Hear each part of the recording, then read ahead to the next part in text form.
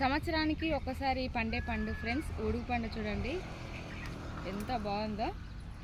ఈ చెట్లతో అయితే మాకు చాలా అనుబంధం ఉంది ఫ్రెండ్స్. మా అమ్మ వాళ్ళ బావి దగ్గర ఈ చెట్లు ఎక్కువ ఉండేది. ఈ చెట్ల కిందనే మేము ఆడుకునేది.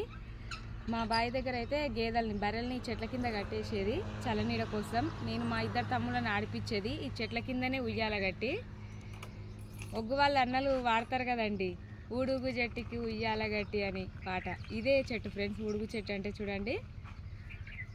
ఈ పండ్లు అయితే చాలా బాగుంటాయి తింటే, కానీ తిన్న తర్వాత అయితే నాకు దెబ్బలు పడేది ఫ్రెండ్స్. ఎందుకంటే ఈ పండ్లు తిన్నాక మనిషి దగ్గర కౌసు వాసన నీసు వాసన వస్తుంది. చాలా చాలా మంచిది, హెల్త్కి కూడా మంచిది. గొర్రెల్ని మేకలు కాసే అన్నలకైతే ఎక్కువ తెలుసు ఈ పండ్లు. చెట్లతో అయితే చాలా అనుబంధం ఉంది.